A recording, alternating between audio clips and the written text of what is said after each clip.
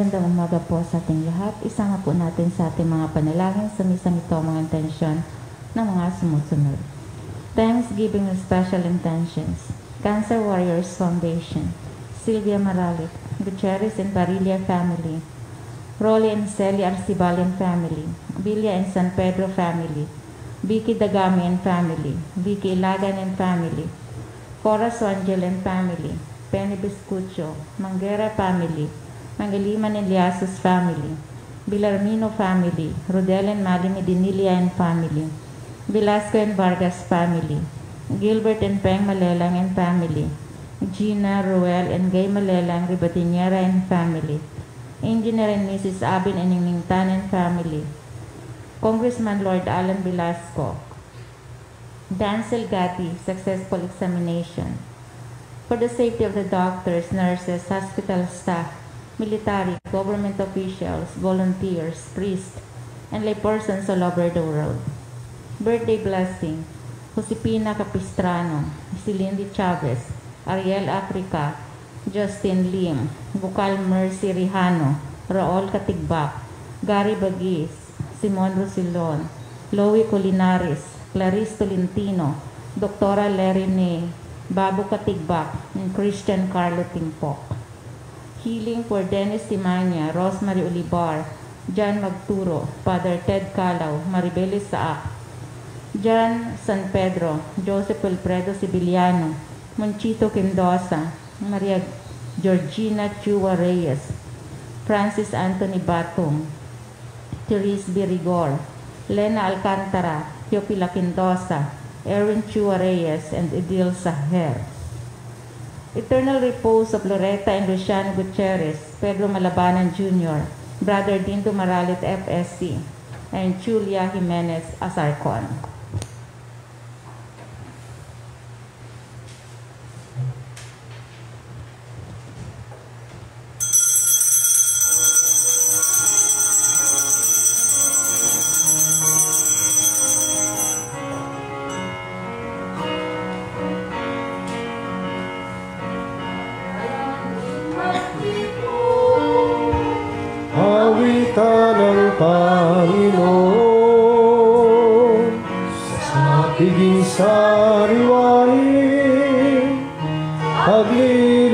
Niya sa atin, kaya natin alalahanin, panahon tayo'y nalipin, ang ngalan niya'y ating sambitin, paano di tayo lingapin, kaya muling magtipon, awitan ng Panginoon, sa piging sariwain, pagliligtas niya sa atin. Sa piging sariwain, pagliligtas niya sa atin. Sa ngalan ng Ama, ng Anak at ng Espiritu Santo, sumainyo ang kapayapaan. Mga kapatid, sa ating pakikiisa sa inang simbahan sa pag-alala sa kabanalan ni San Blas at San Ascar, parehong obispo at ang isa'y martir, atin muling binabalikan ang kahalagahan ng pamumuhay sa ngayon sa karaniwan. Maaaring sila'y mga banal, pero sa karaniwang buhay muna nagsimula ang kabanalan nila. Kaya't muli, sa pang-araw-araw nating pamumuhay, balikan natin mga pagkakataong maaaring tayo nagkulang sa Diyos at sa kapwa, upang sa ganitong paraan muuli, buong kababaang loob tayong umamin sa Kanya at humingi ng kapatawaran. Inaamin ko sa makapangyarihang Diyos at sa inyo, mga kapatid, na lubha akong nagkasala sa isip, sa salita at sa gawa at sa aking pagkukulang. Kaya sinasamo ko sa mahal na Birheng Maria, sa lahat ng mga anghel at mga banal, at sa inyo mga kapatid, na ako'y panalangin sa Panginoong ating Diyos. Kaawaan tayo na makapangyarihang Diyos. Patawarin tayo sa ating mga kasalanan. Patnubayan tayo sa buhay na walang hanggan.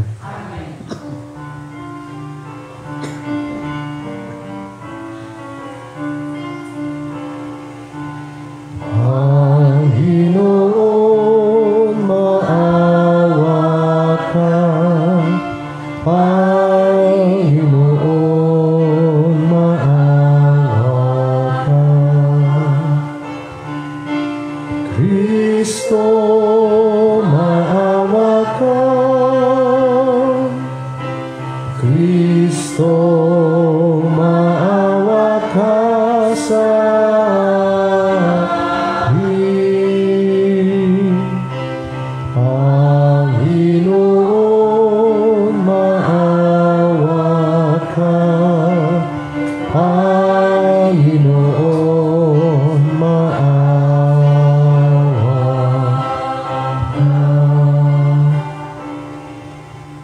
Manalangin tayo.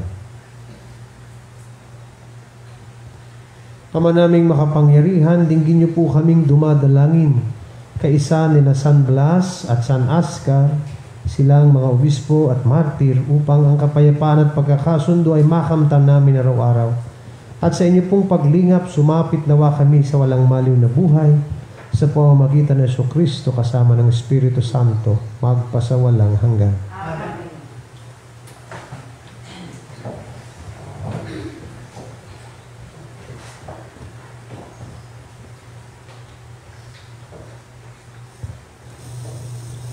Pagbasa mula sa sulat sa mga Hebreo. Mga kapatid, hindi pa humahantong sa pagdanak ng inyong dugo ang pakikitunggali ninyo sa kasalanan. Nalimutan na ba ninyo ang pangaral ng Diyos sa inyo bilang mga anak niya, mga salitang magpapalakas ng loob ninyo? Anak, huwag kang walang bahala kapag itinutuwid ka ng Panginoon, at huwag manghinaan ng loob kapag ikaw ay pinarurusahan niya. Sapagkat pinarurusahan ng Panginoon ang mga iniibig niya, at pinapalo ang itinuturi niyang anak. Tiisin ninyo ang lahat bilang pagtutuwid ng isang ama, sapagkat ito'y nagpapakilalang kayo'y inaari ng Diyos na kanyang mga anak. Sinong anak ang hindi itinutuwid ng kanyang ama?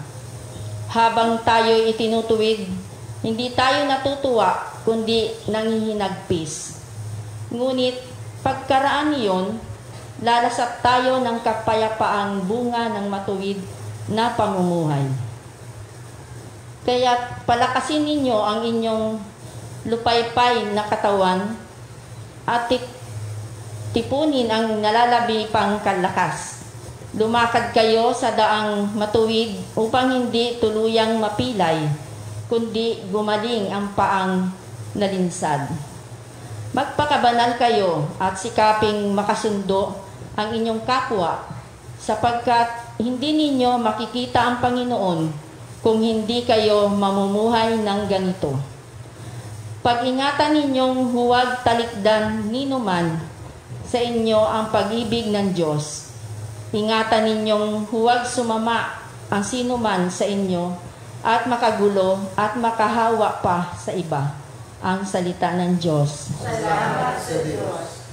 Pag-ibig mong walang hanggan sa bayan mong nagmamahal. Pag-ibig mong walang hanggan sa bayan mong nagmamahal. Panginooy papurihan, purihin mo, kaluluwa. Ang pangalan niyang banal, purihin mo sa tuwina. Ikaw, aking kaluluwa, ang Diyos ay papurihan at huwag mong lilimutin iyong kanyang kabutihan. Pag-ibig mong walang hanggan sa bayan mong nagmamahal. Kung paano nahahabag ang ama sa anak niya, gayon din siya nahahabag sa may takot sa kanya. Alam niya na alabok yaong ating pinagmulan, alam niyang babalik din sa alabok kung mamamatay. Pag-ibig mo walang hanggan sa bayan mong nagmamahal. Ngunit ang pag-ibig ng Diyos ay tunay na walang hanggan. Sa sino man sa kanya'y may takot at pagmamahal. Ang matuwid niyang gawa ay wala ring katapusan. Yaong magtatamo nito'y ang tapat sa kanyang tipan. Pag-ibig mo'y walang hanggan sa bayan mong nagmamahal.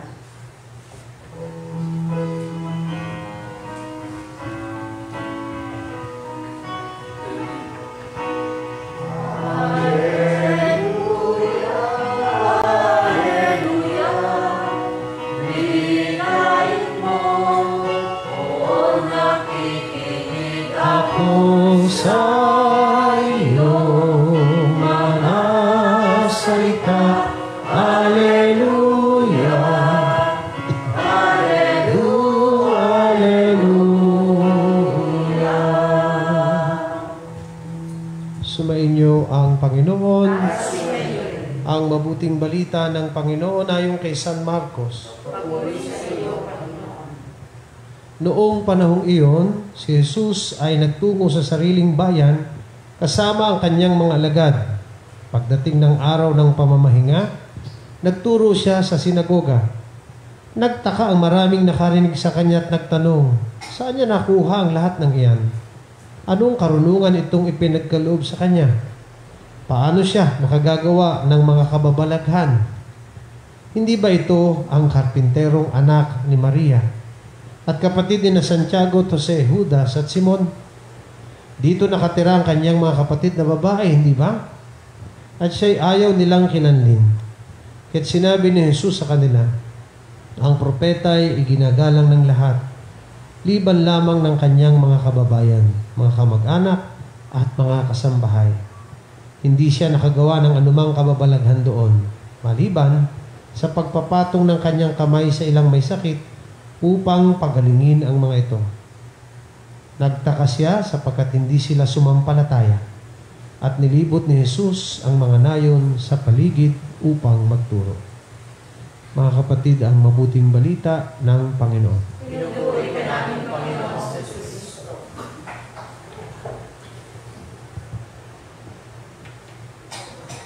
Nasa pangkaraniwan ang biyaya ng Diyos. Kung ating bibilangin ang bawat minuto at oras sa buhay ng tao, higit na lamang ang pangkaraniwang karanasan. Mula sa paggising hanggang sa pagtulog, sa pagkain, bihirang-bihira yung bigla na lamang halimbawa'y kikidlat at kukulog at may tinig na lalabas sa langit. O kaya makakaranas kayo at ako ng isang malaking himala. Bihirang-bihira sa buhay yan. Pero ang lagi, yung karaniwan. Isipin nating mabuti kung tayo'y aasa na ang Diyos ay dadating lamang sa buhay natin doon sa hindi pangkaraniwan. Ay didisin sana'y baka mapatay na tayo, wala pa tayong karanasan ng Diyos. Kaya nga, higit na mas mahalaga na ating maalala na ang Diyos ay higit na nagpapakita sa pangkaraniwan. Tignan niyo mabuti ito. Si Jesus, kaharap na nila. Ngunit bagkos natanggapin, ang ginawa ay hindi kinilala. Bakit? Simple lang. Kasi ang pagkakilala nila kay Jesus, karaniwan. Isang karpintero na anak ni Maria ang kapitbahay nila. Hindi nila tuloy makita yung kababalaghan ng katotohanan na si Jesus ay ang anak ng Diyos. Kaya minsan pag-ingatan natin yun. Na tuwing tayo mananalangin, ang hanap natin ay ganito, Panginoon, paramdam mo sa akin. Ay, hindi mo pa ba nararamdaman ang kamay ng Diyos sa buhay mo? Ikay gising. Na ikay nasa harap niya. Sa araw-araw natin may nakakain. Hindi ba Diyos na nga ang nagsasalita doon? Kaya mga kapatid, huwag ho tayo sanang magiging ano ba tawag doon? Yung parang insensitive sa karaniwan. Sapagkat ang biyaya ng Diyos sa karaniwan dumadaan.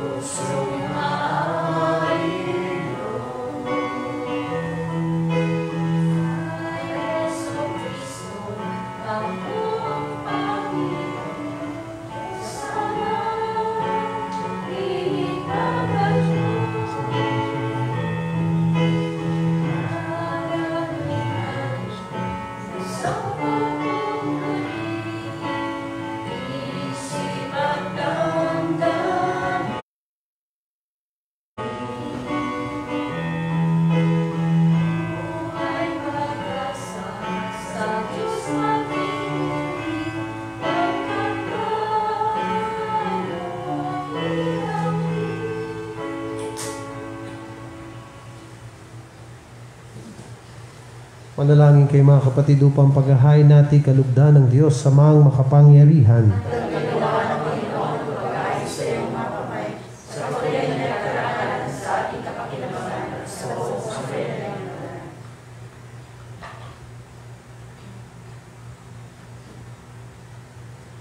Ama naming lumikha, pakabanalin niyo po at basbasan ang mga alay na nakahanda upang paalapin ito ang aming diwa sa ningas ng pag-ibig ninyo na nagdulot ng tagumpay sa pagpapakasakit ni San Blas sa pamamagitan ng Jesucristo, kasama ng Espiritu Santo, magpasa walang hanggan. Amen. Sumain niyo ang Panginoon. Itaas sa Diyos ang inyong puso at diwa. Pasalamatan natin ang Panginoong ating Diyos. Ama naming makapangyarihan, tunay ngang marapat na kayo'y aming pasalamatan ngayong aming kagalakan na si San Blas ay parangalan. Siya'y kapanalig naming may paninindigan na kayo po ay ipahayag kahit siya'y mamatay, sapagkat minarapat niyo pong kanyang matularan ng inyong anak na naghahain ng sariling buhay. Tulad ng naganap sa inyong anak, ang dugo ng mga martir ay dumanak, hindi dahil sa katatagang likas, kundi dahil sa inyong bigay na lakas.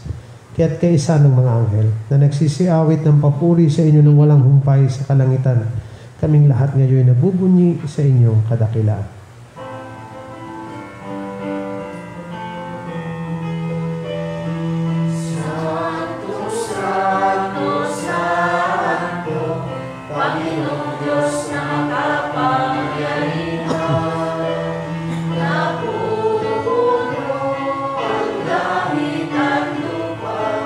Kalwalhatian mo,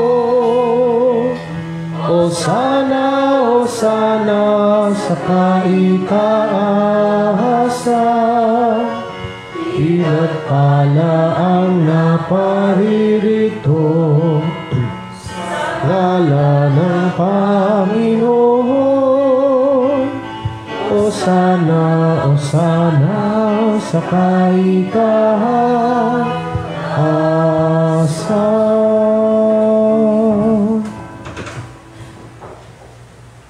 Ama naming banal, kayo po ang bukal ng tanang kabanalan, kaya't sa pamamagitan ng inyong pong Espiritu, gawin yung banal ang mga kaloob na ito upang para sa amin ay maging katawan at dugo ng aming Panginoong Jesucristo. Bago niya pinagtiis ang kusang loob na maging handog, hinawakan niyang tinapay, pinasalamatan kanya. Pinaghati-hati niya yon, iniabot sa kanyang mga alagad at sinabi, tanggapin ninyong lahat ito at kanin. Ito ang aking katawan na ihahandog para sa inyo.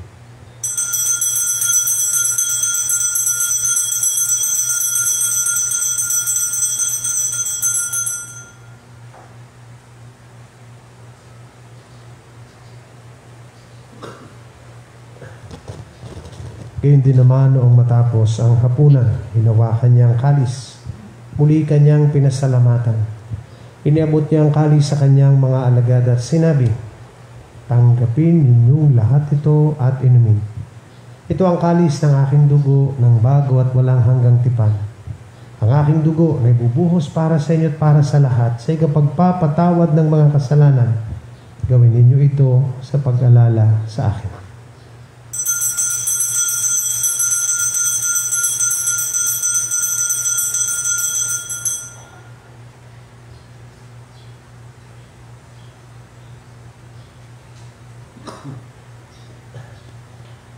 Ipagbunyi natin ang misteryo ng ating pananampalataya.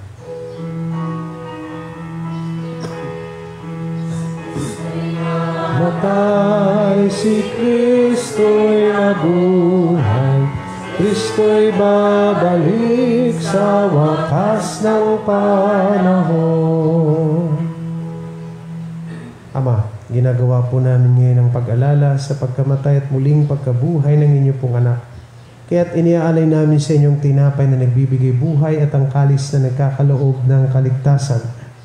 Kami po ay nagpapasalamat dahil kami inyong minarapat na tumayo sa harap ninyo para maglingkod sa inyo. Isinasamo po namin kaming magsasalo-salo sa katawan at dugo ni Kristo ay mabuklod sa pagkakaisa sa pamamagitan ng Espiritu Santo. Ama, lingapin niyo po ang inyong simbahang laganap sa buong daigdig. Puspusin niyo po kami sa pag-ibig. Kaisa ni Francisco na aming Papa, ng lahat ng mga obispo at ng tanang kaparian. Alalahanin din po ninyo mga kapatid naming nahimlay na may pag-asang sila'y muling mabubuhay, kayo din ang lahat ng mga pumanaw. Kaawaan niyo po sila at patuloyin sa inyong kaliwanagan. Kaawaan niyo po at pakingdapatin kaming lahat na makasalo sa inyong buhay na walang wakas. Kaisa ng mahal na Birheng Maria na ina ng Diyos, ni San Jose na kanyang banal na esposo, kaisa ng mga apostol at ng lahat ng mga banal na namuhay dito sa daigdig ng kalugod-lugod sa inyo, may pagdiwang naman namin ang pagpupuri sa ikararangal ninyo sa pamamagitan na rin ng inyong anak na aming Panginoong Heso Kristo. Sa pamamagitan ni Kristo, kasama niya at sa Kanya, ang lahat ng parangal at papuri ay sa inyo, Diyos amang makapangyarihan, kasama ng Espiritu Santo, magpasa walang hanggan.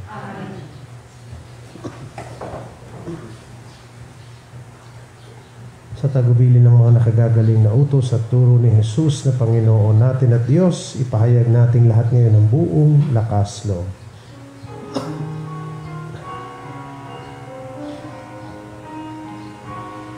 Ama namin, sumasalangit ka, sambahin ang ngalan mo. Mapasa amin kaharian mo, sundin ang loob mo. Dito sa lupa para ng sa langit, bigyan mo po kami ngayon ng aming kakanin sa araw-araw at pagtawarin mo kami sa aming mga sala para ng pagpapatawad namin sa nagkakasala sa amin, at huwag mo kaming ipahintulot sa tukso, at iadya mo kami ng masama. Hinihiling namin kami adya sa lahat ng masama pagkalooban ng kapayapaan araw-araw, iligtas sa kasalanan at ilayo sa lahat ng kapahamakan, samantalang aming pinananabikan ng dakilang araw ng pagpapahayag ng tagapagligtas naming si Heso Kristo. Sapagkat sa iyo ang kaharian, kapangyarihan at kapurihan, ngayon at magpakailanman, ngayon at magpakailanman. Panginoong Kristo, sinabi niyo po sa inyong mga apostol, kapayapaan ang iniiwan ko sa inyo, ang aking kapayapaan ang ibinibigay ko sa inyo. Tunghayan niyo po ang aming pananampalataya at huwag ang aming mga pagkakasala. Pagkalooban niyo po kami ng kapayapaan at pagkakaisa ayon sa inyong kalooban kasama ng Espiritu Santo magpasawalang hanggan. Amen. Ang kapayapaan ng Panginoon ay laging sumainyo. Magbatian tayo ngayon ng kapayapaan sa isa't isa. Amen.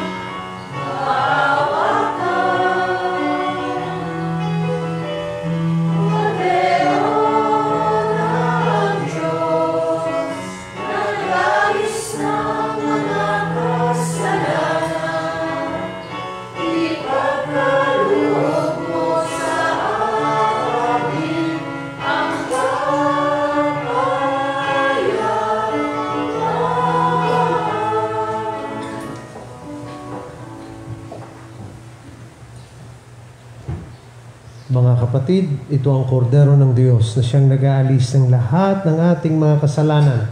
Mapapalad tayo ngayon ay kanyang inaanyayahan sa kanyang piging.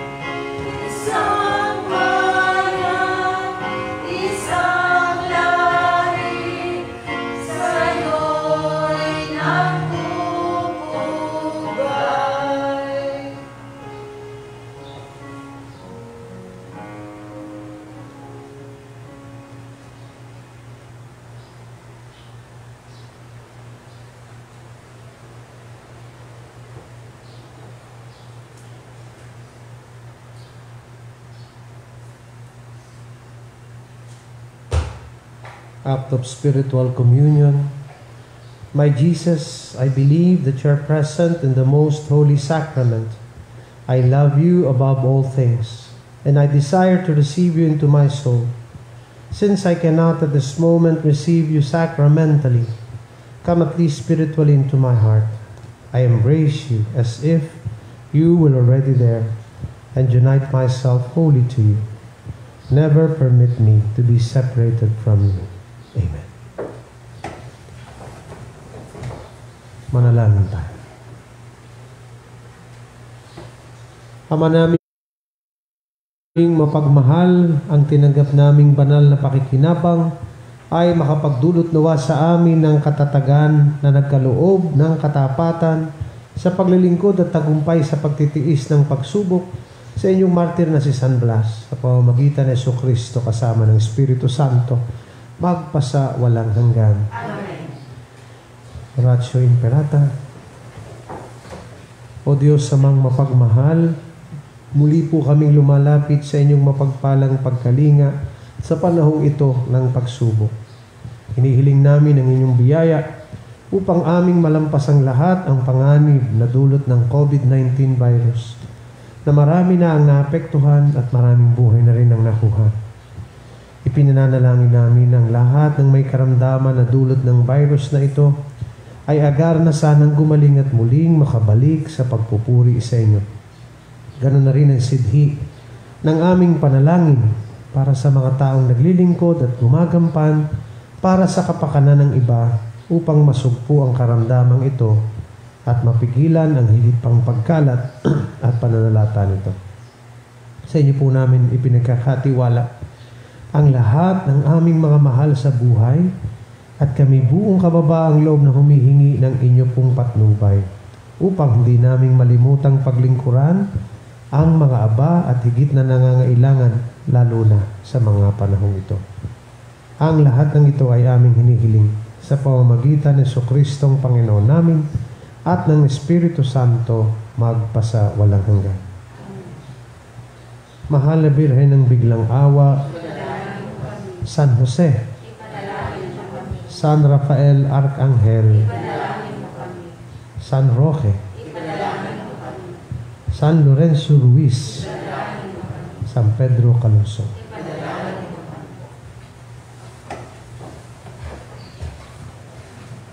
Sumainyo ang Panginoon at pagpalain kayong lahat ng ating mapagmahal at mapagpatawad na Diyos, Ama, Anak at Espiritu Santo.